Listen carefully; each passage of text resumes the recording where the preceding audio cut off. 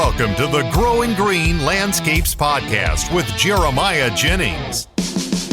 While still in his early 20s, Jeremiah already runs a successful six-figure lawn maintenance company.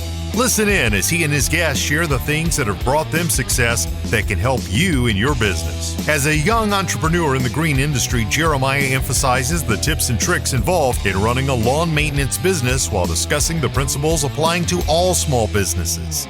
If you're wanting to grow, become profitable and professional, you're in the right place. And now, here's your host, Jeremiah Jennings. Hello, everybody. Thank you all so much for tuning in to another episode today here on the Growing Green Landscapes podcast. We are so excited to be coming to you today with another guest interview. We have Brent joining us from Waycross, Georgia. He is not too far down the road at all, only about 2.5 or 3 hours away. So we hopped on a Zoom call, and he had a day off, and he had some guys out working, and we just wanted to hook up and kind of talk his lawn maintenance company and the things that he does. And it's cool because we're kind of in the same climate, so we have some similarities that we can discuss, some similar grass types and all that. But we actually discuss Brent's new business venture that he's getting into. He's going to start a new division of his company, and if you know who Jason Krill is, it'll kind of give you a hint of which route he's going. And he's actually followed Jason's, watched some of his videos, and Jason's helped him out. So stay tuned to hear about what Brent is doing and how he's going to start this new division coming in spring of 2022. And he's going to be really changing his business, going full time, getting some full time year round customers for next year for sure. He already has a good clientele base right now, but he's even going to keep growing next year. So I'm excited for you to hear this show. Brent brings a lot of good advice. I really enjoyed the episode. I hope you do as well. If you would, leave those ratings and reviews at the end. Those really help us. Those really help boost us in the rankings. And then the algorithm pushes us to new people out there so we can grow the community one relationship at a time. With that being said, we're going to kick it over to today's show sponsors. We're going to hear a quick word from them, and then we're going to hop right on into today's show with Brent from Waycross, Georgia. Hey, it's Marty, and I've been in the communications business for a long time. And our dirty little secret, well, among several secrets, is that we're just not very good at truly communicating. What we've got here is failure to communicate. Do you feel that way about your communication with clients? That it's just not as strong as it should be?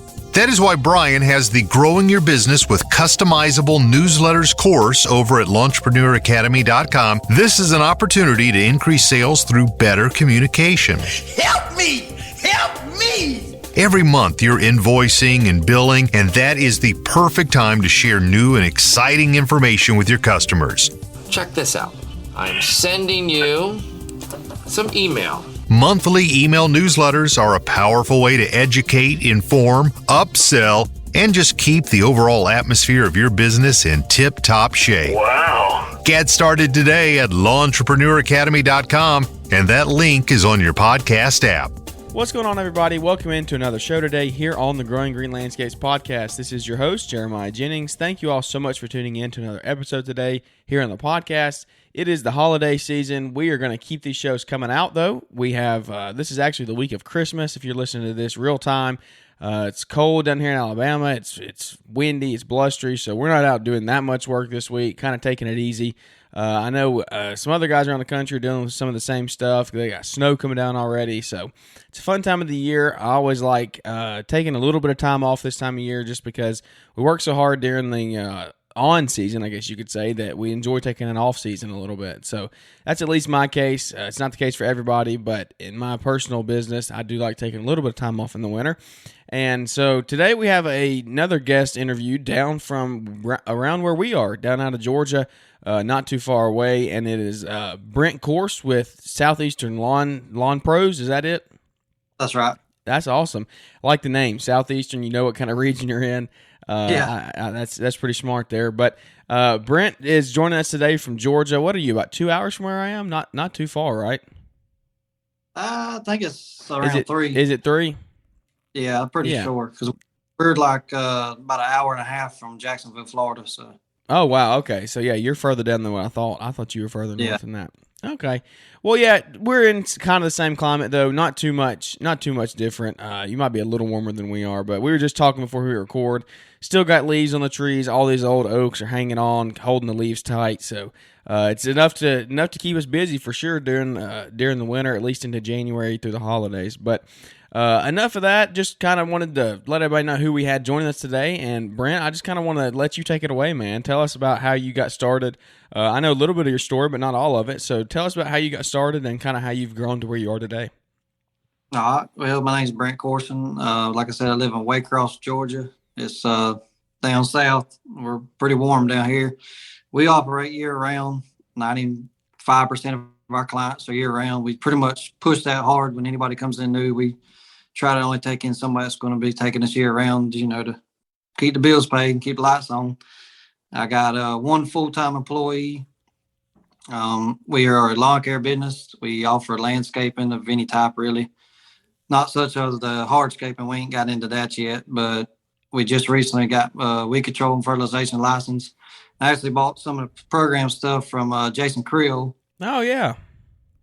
Because around here, competition when spraying, they ain't telling you nothing. Really? So, good thing, these people exist like you and everybody else that's out here giving us information and, talking to people that's willing to give it that ain't next door to you. So. Yeah, that's cool that you get hooked up and got stuff with Jason. He's put a lot of good stuff out there with the weed control. I've never personally used it, but it's cool to hear that you have. Yeah, and he's really smart, and he's warm season grass is pretty much the same what we got, so it worked out pretty great.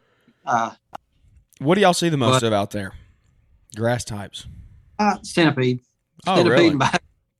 Yeah, a lot of Bahia. Bahia. We try to so you really are south then. Oh, yeah, we got a lot of Bahia. Yeah, we don't really have that much Bahia, but with centipede, it's kind of few and far between here. How does the centipede do there? I feel like it always burns up here in like August. No, it thrives here, man. Really? It's best growing grasses. Obviously, Bahia, you can't stop it unless you kill it with some MSM turf or something. Now, what do you cut? What are you cutting your centipede on? We actually cut short. We cut most of our centipedes around 2.5. It's our St. Augustine grasses that we cut at about 3 inches. Okay. Well, that's I don't know. I guess it's just a different. We are in a little bit of different climate then, because my centipede, if I cut it that short, it dies. There's no way I can cut it that short. I have to cut it on like 3 1/4 here. I don't know what the difference is, but I like centipede. It is pretty grass, but we do mostly Zoysia and Bermuda is what we see here the most. But yeah, we got a lot of Bermuda, and I think a lot of our centipedes, kind of like a hybrid, I guess they call it. Mm-hmm. It's centipede and Bermuda mixed together. It does pretty good, but you can actually cut it short just because the Bermuda, it's tolerant to all the way to the most. Yep. It grows quick. Well, how did you get started, man? Well, just I guess like a lot of people, I was probably 14 in high school middle school, high school, cut neighbor's yard. We'd use our little Craftsman zero turn, or it wasn't even a zero turn back then. It was a little tractor style. Yeah, oh yeah, yep. And what's funny is I had a family friend. I cut her grass with her lawnmower, and she'd pay me $20 a cut, and she'd feed me lunch every Saturday. Can't beat that. But we cut a few and just always had money. But as soon as I got out of high school, I went to a local college, just a technical college, to hire on CSX for the railroad. I hired on there shortly after by 2008. I think I graduated in 2006, hired on there 2008.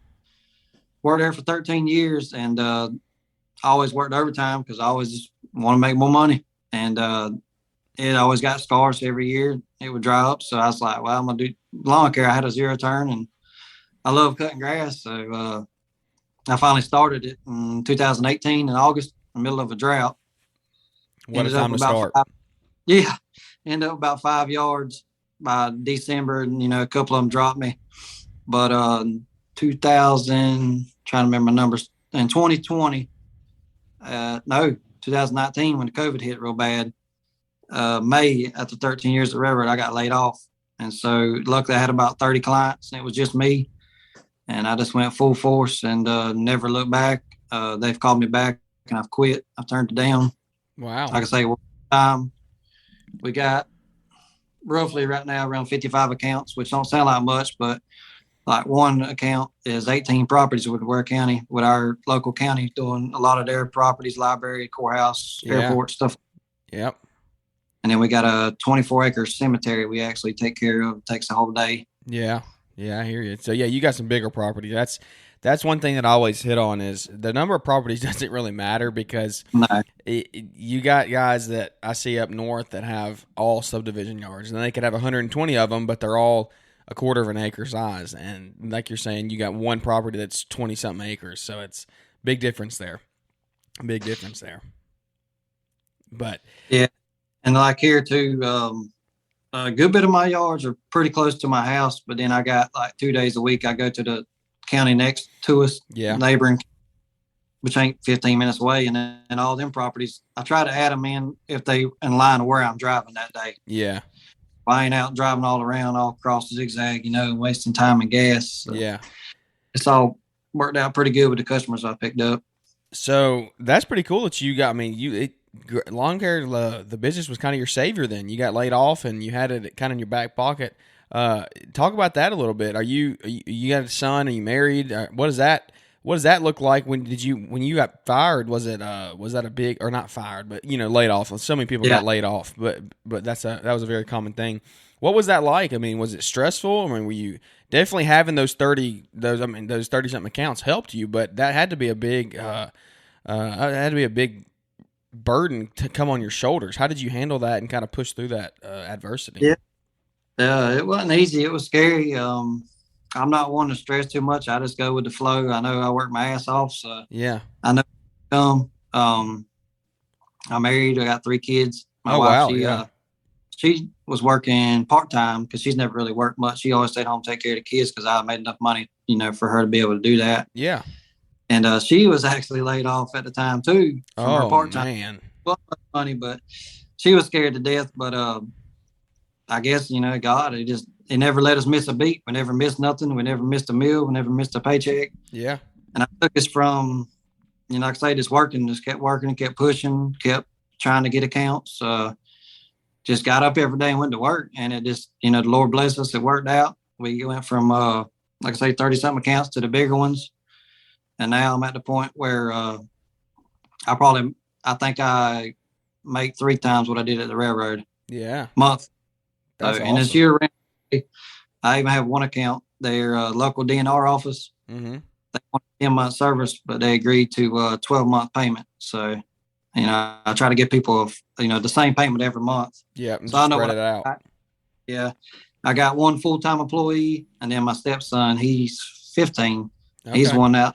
He loves to work, make money, and he's good at it. He's been with me ever since day one. Anytime he's out of school, he's worked with me. And so he's working now with my guy. My guy's actually one of my best friends. So I can, trust him to be out there with me. Yeah, that's cool. And they're out there getting it done right now. Kind of taking some time off with my wife, my little girl, and all that, staying home. And today we actually went around and got some cookie trays from a local bakery. It was about $70 worth, and took them some of our good commercial accounts. Yeah. Just to thank them, and say Merry Christmas. And I got to go and measure a landscape here just a little bit. Got another one working on. I actually got a guy here that he was doing it before I was, a good friend of mine.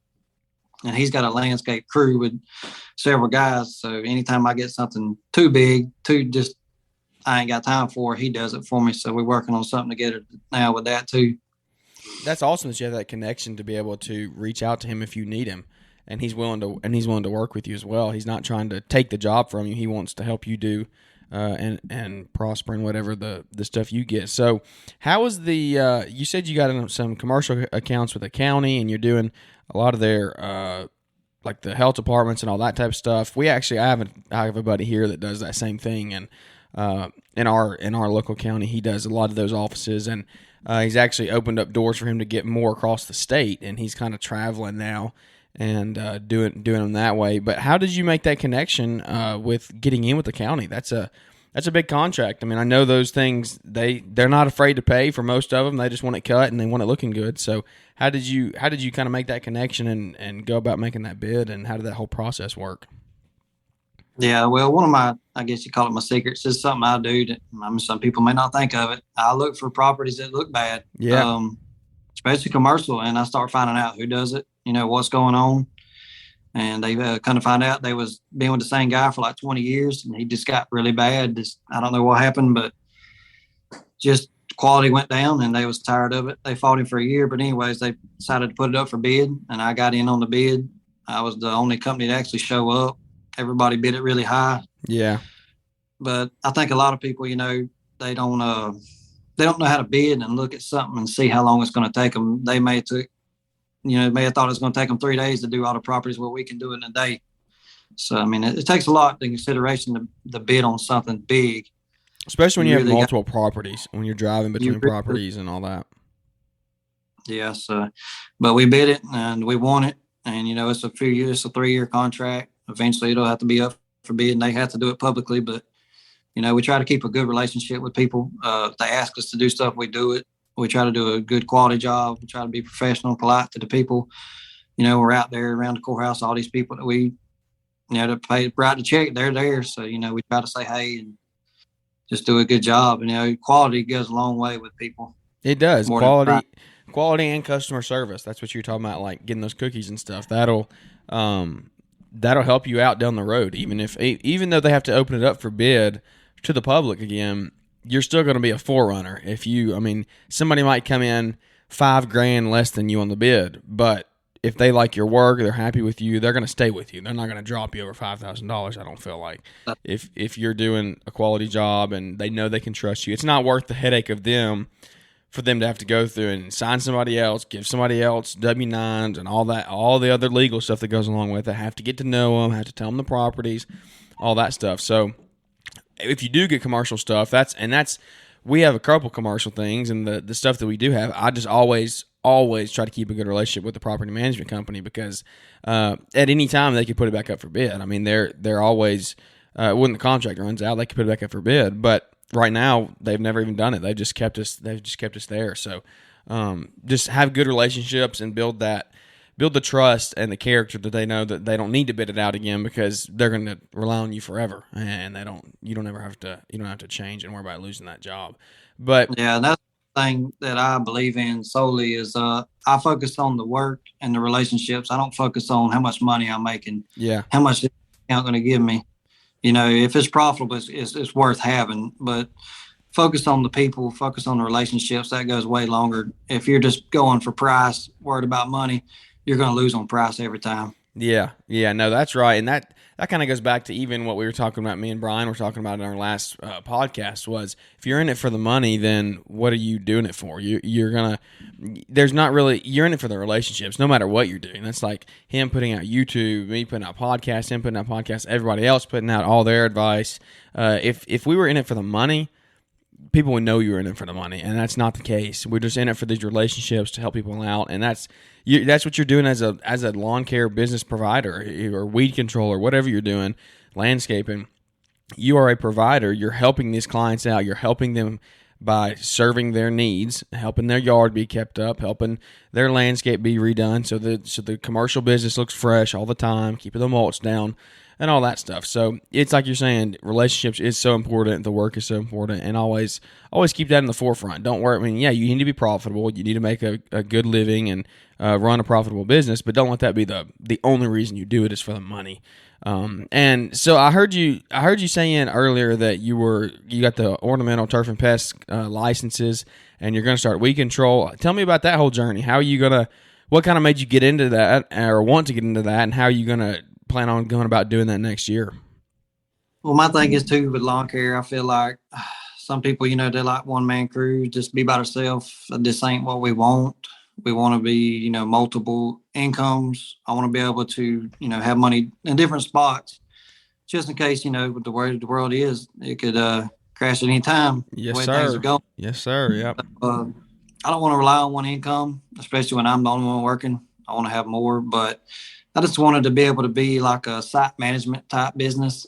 I wanted to be able to, we do irrigation. We've done irrigation installs, repairs. We do, everything except for hardscaping. And I got a sub for that, which was a guy I mentioned earlier. They do any kind of pavers and stuff like that. But I always was interested in it. There ain't a lot of people around with the license. It's hard to get. It ain't easy. It's a lot of studying. And then it is. And that's 10% of it. I mean, you can't just go here and spray. You're going to burn up somebody's grass if you don't know what you're doing. But I got my license. I kind of envisioned it before it happened. I started getting shirts made with weed control fertilization. I started, advertising, putting on my trailer before I even had my license while I was going through the testing period, because I knew no matter what, I was going to do it. And we actually just bought a 2018 Perma-Green, had 200 hours on it. I got it for 4,000 cash, so I wasn't owed no debt. Just to get us started, small, sweet little machine. And had a buddy that was going out of a lawn care business, and I bought his enclosed. We own enclosed trailers, 7x14 white enclosed trailer, white trucks. I have one set up for mowing, and then I have this other one. I bought his, and it's going to be my spraying trailer and irrigation. We got the stainless steel racks on top to put the irrigation pipes. We'll be able to haul it because we had some trouble getting some pipe to a job this year. Yeah. Put equipment trailer I got a deal on, but I sold it to make money to buy this. But anyways, almost stuff's paid for, except for my 2 mowers. I don't owe a lot on them, but they're 0 for 48, so really no sense of paying. What kind of them mowers off. are you running? Gravely. Okay. Yeah, I've heard some pretty good things about Gravely. Down here, they're good. The biggest thing is dealer. It's the best dealer support I've had out of the couple of dealerships here. And that makes all the difference. It is. We mostly run Gravely, Ferris, and Skaggs in this area. And Gravely is just what I went to. I actually had one of my mowers is I got two sit downs, a Pro Turn 152 and then the new Gravely Mach 1 they come out with a couple years ago. And that thing out there has been unreal. It's we love it. We love having it. We run all Echo blowers, handhelds, everything's Echo. And Echo's pretty good. I've ran it. I ran it years ago. I haven't ran it recently. So I have a hedge trimmer that's Echo. My pole trimmer is, but other than that, we run all steel stuff. So let me ask you this: how does the Echo work in the Bahia grass with the stick? As that stuff is, does it cut it pretty well? I mean, my only quote unquote downfall is when I was using it was just wasn't enough power. There wasn't enough power as there was in steel. So how does that work? How have they improved that? We run all 2610s, Echo 2610 trimmers. Okay. Our head that I have attachments for, trimmers, edger, all kind of stuff. And then we got an edger. But I bought that series. It's a commercial, the Echo X series or whatever. I can't really speak much on steel because I never really ran it. I've just always been Echo of it. But the 2610 is awesome. Hands down, I would put it up against anything. To me, it's just like the Echo 9010, the blower. I love it. It's not underpowered. I've never had any trouble with it. I've run the crap out of them. Obviously, we'd eaten 24 acres of cemetery. Yeah, that'll help you beat one up. Trouble out of them. Yeah, I hear you. And now that is one thing that I'll say is my Echo, the hedge trimmer that I have, dude. I don't have to do anything to it. I beat the piss out of it, and there is nothing. I mean, there is nothing that I have to do. I mean, as far I think I've changed the carburetor one time. Spark plugs. I don't do anything. I just crank it up and it starts on second pull every time, and so I just run it to death. But it is done good. We sometimes get busy and we forget to run the little maintenance. Do the tune-up kits. Everyone does. Everyone does. It is what it is. They're $300 versus a mower's $10,000. So. Exactly. That's my philosophy is I always try to buy at least one of each small handheld equipment every year, just to keep a back stock of if one does break, I just have another one sitting there in case I need it. I always try to buy at least one blower and at least one trimmer every year, sometimes 2, but. Just and that way, when you do go to start second cruise, you have that backlog of equipment that you can kind of put the older stuff with them if you need to, and just to get it started, and then move on from there. Which sounds like what's where you want to go is you want to start multiple crews. So you're gonna have multiple of those, so you're gonna be able to do that when it comes. So back to the weed control thing. That's what's interesting to me is you bought your Perma-Green, you bought your trailer. What are you going to do? How are you going to hit the marketing when it comes to that? Are you going to do EDMs or postcard? What are you going to do to kind of market yourself? Well, like I say, we got all of my guys wear the same shirts. We got my wife, kids, they have a shirt. It says annual lawn maintenance, landscaping, irrigation, weed control, and fertilization. Trailers, they're like I said, they're a big billboard. They say lawn maintenance, weed control, and fertilization. We just took my new trailer and ran it through the Christmas parade for our local town. Yeah. And that was advertisement. We actually just joined the Ware County Chamber of Commerce. We'll be doing cutting pretty soon. We're going to put it there.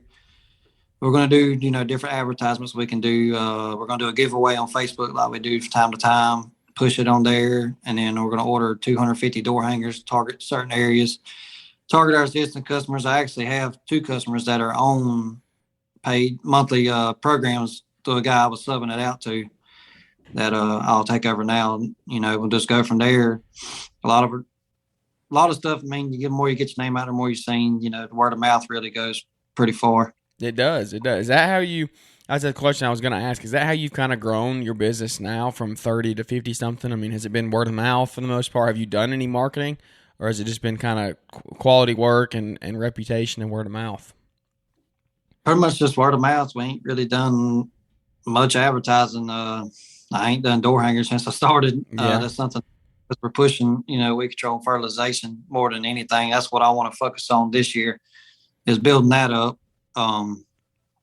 But it's all just, man, it's crazy. It's word of mouth. It's like right now it's December and I'm still picking up year-round clients right now. Yeah. It never stops. As long as you're ready to sell, it's going to keep on coming in. You just got to be ready and got to be willing to go look at the stuff and make yourself available. So, what are your goals kind of going into 2022 with the business? It sounds like you have some big goals. You want multiple sources of income. Where are you wanting to go in 2022 or even further down the road than that, maybe 2025? What are your big long-term goals for the company? Yeah. Mostly this year, we're going to push weed control fertilization. I guess like anybody in the beginning, when you start, you get wrapped up running yourself crazy, trying to do landscape. You want to do everything. You don't know what you're good at yet. You just focus on trying to make money and get your business up. We're at the point where we really kind of need to slow that down, kind of bring that back in and focus on what we want to provide us, a steady income, which is weed control, fertilization, and lawn maintenance. Probably going to start a second crew. I'm going to do that myself. The guy I hired, he is basically a foreman. He gets a little extra pay than what I'd pay a normal starter that would just ride in the truck, and help out. Yeah. But we try to maybe get a second crew started this year, but mainly focus on getting a second guy hired and me stepping out of the mowing side, let him run that. Yeah. And I'll run the weed control and, help him when we do the odd and end stuff. But we're going to focus on weed control and fertilization.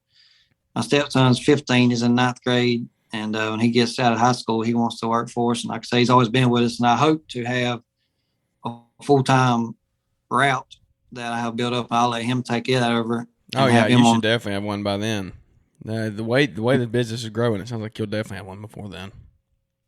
Yeah, it is. Well, in the weed control, this is one more question I have about that is, I know in some states you have to have everyone that sprays has to be certified. In your case, is it you just have to have it in your company and then any tech can go spray? So like your foreman can go spray for you even though you weren't the one spraying?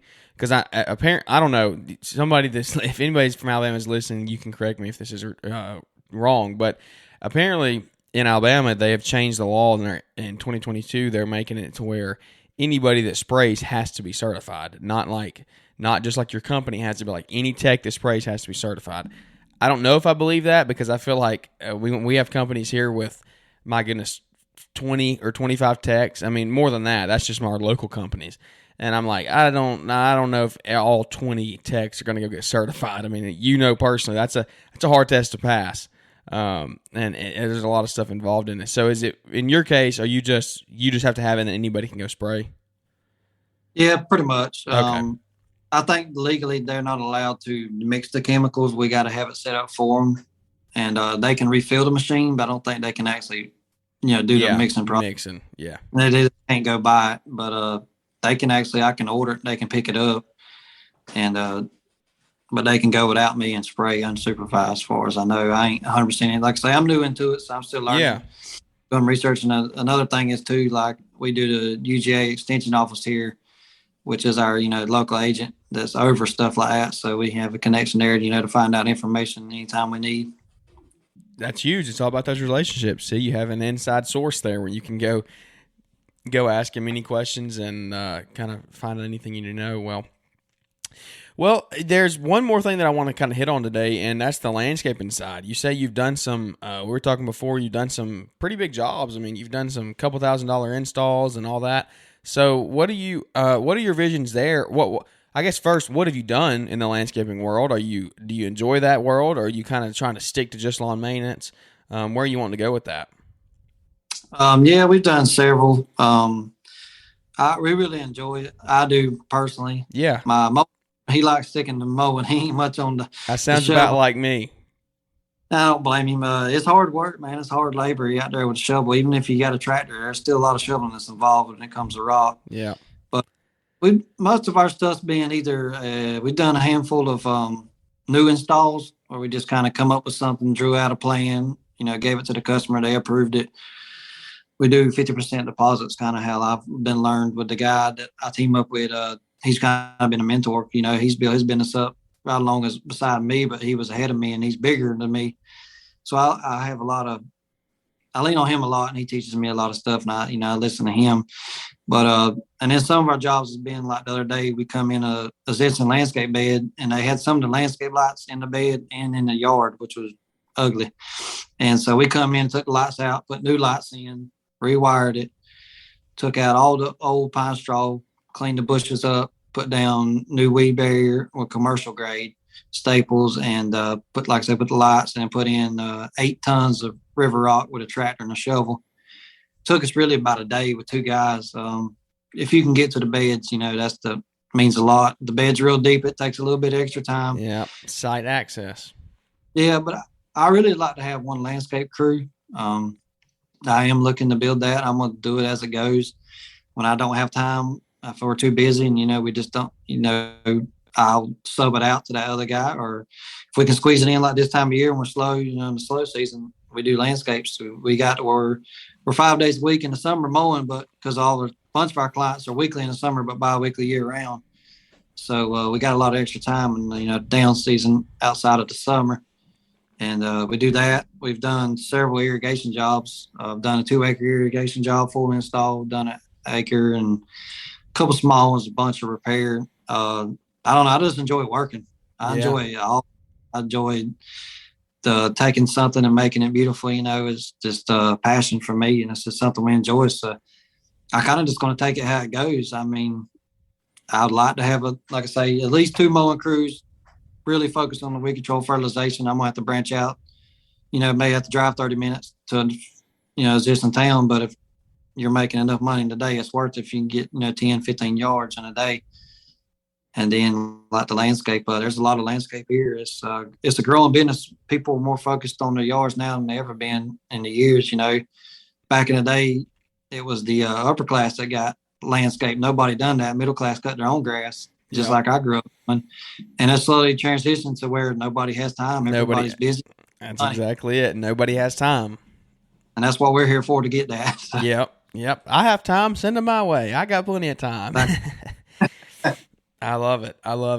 Well, man, what do you have any words of advice or anything that you could give maybe somebody out there is going to be starting, or somebody who just started, some tips on growing, or just kind of staying strong? Like you said, you went through the adversity of getting laid off and having to kind of jump into this thing full force really quickly. Do you have any words of advice you could give somebody out there who's just trying to get the grind going and start up a business, or maybe they're running a small one but help grow it? Oh yeah. I would just say, don't be scared. You start a lawn care business today. You look around, you drive through town, you're going to see 20 different guys with lawnmower setups. It's you're like, dang, ain't no money in that. But there is. I mean, I started with seeing 20 people a day, and I built myself up. I mean, it can happen. Them guys are not always going to be there. Don't focus on what everybody else is doing. Don't look at, they got 3 crews. Don't worry about that. Worry about you. Focus on your business. Do it right. Do your books. Don't hide money. File your taxes. Get your insurance. If you start all the big stuff, like I said, that, and the small times when you're big, you're already doing it. You know how to do it and you're good at it. Get out there and hustle. Just start. I mean, all you got to do is print out some flyers on your computer. You ain't got to buy, $100 worth of door hangers. You can print out $10 worth of flyers. And when I first started, I actually went to neighborhoods. I knocked on doors. If they answered, I talked to them. I introduced myself, who I was. Told them I never said I'm here to try to do your lawn maintenance. I just said I'm just trying to introduce myself, getting on in the community. Nothing's going to come to you. You're going to have to go out there and get it. You're going to have to work every day. You're going to have to work in the rain. You're going to have to work in the cold. You're going to have to work in the hot. You're going to have to work when you're sick. You're going to have to work when you're hurt. And that's just hustle, man. You got to just go out there and get it. And it'll come. You ain't going to make 10,000 a month, overnight. But one day you'll sit back and you're there and you're like, wow, look how far I've come, And then, like with me, I don't know. I got ADHD. I love the work. I love being out there. I love the manual labor part. So it takes a lot to keep me going, to keep me sane. I got to have 10 different things going at one time to keep me function. Yeah. I just love it. Well, that's a good personality to have when you're running a business. I mean, you kind of need that. You got to like you're saying, got to have the grind, got to have the hustle, because work never stops, but you got to be able to endure it and handle it, and you got to be willing to work like that, because if not, it's not going to take off. It's not going to grow. If you can't put the work into it, what do you expect to do? That's right. And where do you expect it to go? But what do you do for your books? I would say keep your books up, which is very important. Insurance, all that stuff. Do you use CRM? What do you use? I still ain't. I've been on my wife about it. She keeps come on, you got to get on one. I want to do Jobber. That's the one I'm fascinated. That's the one I like them. Yeah, that's what would be good for us. We use the CPA, do our taxes and stuff like that. My wife actually keeps up with everything. We keep everything. Any receipt, any invoice gets put in a monthly folder. Yep. And he actually sits down and types it all up and hands it 2 sheets of paper to him. And he don't have to do nothing but plug the numbers in. So it's cheaper on our end. But she keeps up with all that. Somehow in my mind, I can keep up with majority of who owes me or what they owe me. When do they pay? Yeah. We do a lot of Venmo and Cash App. So Jobber would be perfect, as far as card on file. That's one thing we've been going back and forth on, is money's coming in all over the place. The commercial accounts pay at the same time, but the residential's. And see, that can be a problem. I'm glad we got to talk about this as we wrap the show up here really quick. Is if you're still listening at this point, you're getting a good tip of piece of advice here, is because that's one thing that I'll just give some personal. What I've done here is we actually went to Yardbook last year, and the year before that we were using QuickBooks. Yeah, it's cool they can pay you online, but QuickBooks is not a CRM. It's an accounting software. It's not a CRM. So we went to Yardbook. And have you ever done much research on Yardbook? Do you know much about it? Yeah, I have an account. I use it just a little bit, but not like I should. Yeah. Well, Jobber is good, but I'll tell you, if you're just wanting to get into it and kind of, from what it sounds like to me, you don't have a million different things going a million different directions. You got a good lawn maintenance company. You're going to start up the weed control thing. Yardbook has a great weed control program. I know that because I know people that use it. I didn't know that. Yeah, they have a good side on there. But then the lawn maintenance side, if you get the paid version of Yardbook, I think it's like $30 a month or something like that. It's nothing in the grand scheme of things. If to keep your money paid on time, it'll change your business. It really will. And if you're still on pen and paper, it's okay. Like you're saying, you can kind of keep up with who pays you, but that'll run out as you grow. You're gonna start forgetting stuff. Having that card on file is huge. Being able to just press and get paid. I know you probably have all pretty good customers, but you got to have somebody who is not paid for a couple months, and it's like, man, come on, I need that money. Yeah, you're right. You're 100% right. There's been a few. I don't let nobody get behind, or I'm gonna cut you off. Yeah, but yeah, you do. You're gonna slip. It's gonna. Yeah. CRM is the way to go. 100%. Like I say, I'm on the verge of it. I'm fitting. I'm going to do it. But yeah, you just when you get to a certain level, you got to have it. You got to have it. But it's kind of like it's kind of like what you're saying is if you do the big stuff when you're small, when you're big, you already have it all figured out. And that's the thing. If you start with a CRM when you're small and you don't quote unquote need it, you can keep up with it all on pen and paper. If you start then and factor it into your business is going to grow exponentially and it's going to be a lot easier on you if you do it when you have 20 clients. When you have 75 or 80, you're not going to have to enter all 75 or 80 clients in there at one time and take 2 or 3 days to do it, and put all their addresses, put all their emails, all that to get all their cards on file. if you just start it when you're small, then you're just going to do it, and over time, every new customer you get is just going to go in there, and it's gonna make for a so much better process. And honestly, here's one of my favorite things about Yardbook, and I think Jobber I've seen they finally caught up, but it's one thing where Yardbook was ahead was people can tip you, and man, I'm telling you, on Yardbook, I have gotten so many. I've no joke probably made an extra $2,500 this year just off of tips, That's cool. and it just because it goes on the bottom of the invoice and it says tip here. I don't do anything; it's just automated in the email. $2,500 to do nothing but say, here, put a tip. And it's like, if you ask somebody for a tip on your paper invoice, you would never get one. But when they get that automated and they see that thing, they're like, oh, I need to put something. They don't want to put no. And so I think Jobber did finally, I think just like within the last month, they added a tip button. So if you don't have a CRM, you're also missing out on money because, like, man, those tip buttons, that can really bring you a lot of extra income. And you can look at it, if you're looking at it as like, man, it's a lot of money, I don't know if I can do that. Hey, the tips alone paid for the service in and of itself for a year. I mean, $30 a month. What are you looking at? I mean, less than $500 a month, $500 a year. If I've got $2,500 in tips, then you do the math and tell me if it was worth it or not. So quick little tangent on CRMs and all that. But I know you're a smart guy. You're going to get one here, and I know anybody out there that's listening and starting, hope you get one out there and get one early. But man, it's been a really fun show. We got to talk about some really fun things and how your business has grown and kind of what y'all are doing. I do have one final question for you, and I haven't kind of prefaced this with you. I just always like asking the customers at the end of the guests at the end of the show. And I just want to hear, what's your why? Why do you go out and run your business? Why did you not go get another job when you got laid off? What made you just dive full time into lawn care? And what keeps you going every day? Well, the biggest thing is family. Provide for them. Like I said, I'm the only one that works, and I want to give them the best lifestyle possible I can. Not nothing crazy and spoiling them and give them all stuff, but they ain't have to worry about the bills, the food, the lights. Just providing. As a man, that's what you're supposed to do. But I don't know. I just love being a business owner. It's always been something I've always wanted to do. Yeah.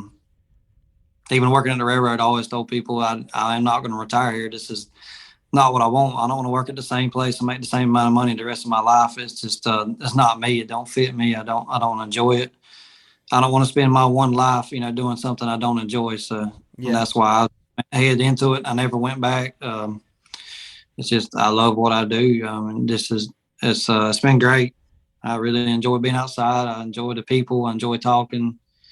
I enjoy learning new things. Don't be afraid to learn. Don't be scared of irrigation. Don't be scared of spraying. Don't be scared of landscape. You'd be surprised at what you can really do if you try it. If you've never done it, you may be great at it. These guys like Almond Landscape and Andy Moeller and all them that do these amazing hardscape jobs. They started somewhere. They wasn't just doing them. That wasn't their first job. Didn't look like that. That's right.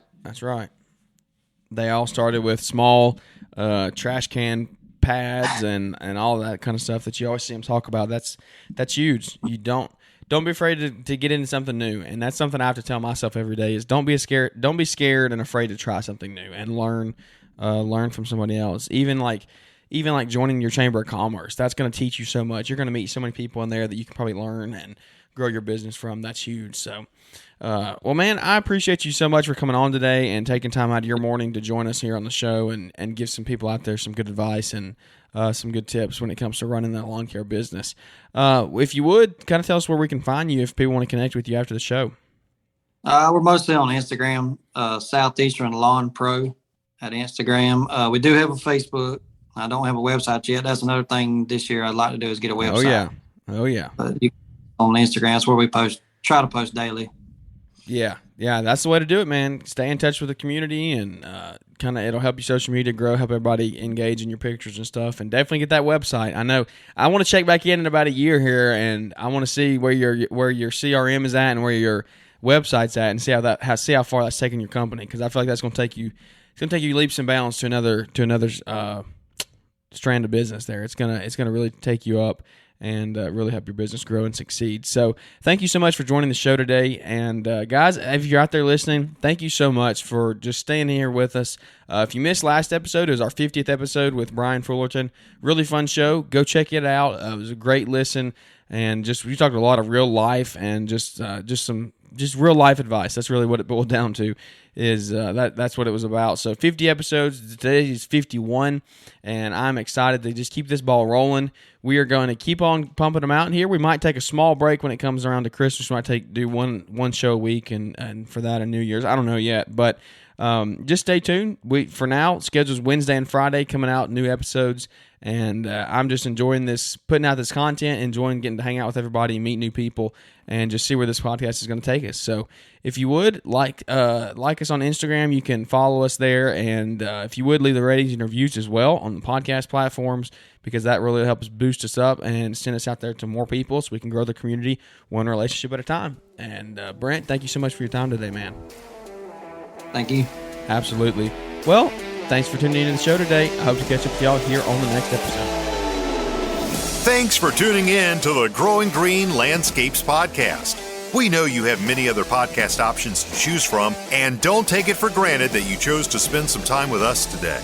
You can connect with Jeremiah Jennings at Growing Green Landscapes on Instagram, or use the link in the show description. Don't forget to smash the follow button on the podcast and leave those 5-star ratings and reviews. We hope you crush it in your business and hope to catch you on our next episode.